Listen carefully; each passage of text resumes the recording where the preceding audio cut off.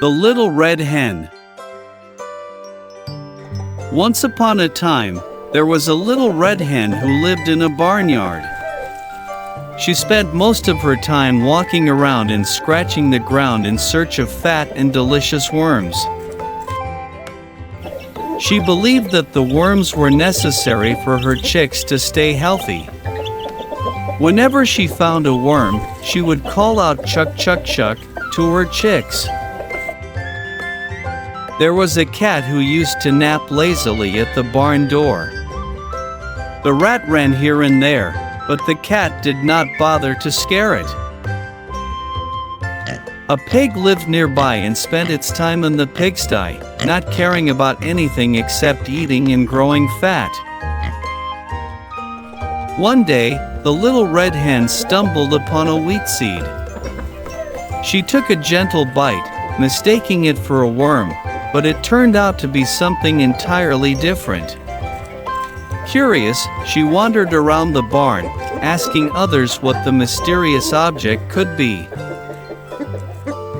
Eventually, she learned that it was a wheat seed, and if she planted it, it would grow into a wheat plant.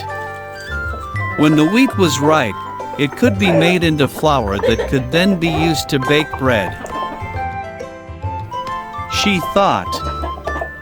But first, the seed had to be planted. So, she asked for help from the pig, cat, and mouse. Who will plant the seed? The pig said. Not I. The cat said. Not I. And the mouse said. Not I. The little red hen then said. Well, I will. And planted the wheat seed. After several months, the wheat had grown tall and was ready for harvesting. The little red hen went around asking, Who will help me cut the wheat? The pig said. Not I. The cat said. Not I. And the mouse said. Not I. Finally, the little red hen said. Well, I will then. And she cut off all the big plants of wheat. It was the time to thresh the wheat. In a hopeful tone, she asked, Who will help me thresh the wheat? The pig, the cat, and the mouse all replied. Not I. The little red hen then said, Well, I will do it myself. After threshing of the wheat, the little red hen called out for help once more. Who will help me carry the wheat to the mill for grinding? The pig, the cat, and the mouse all declined, saying, Not I.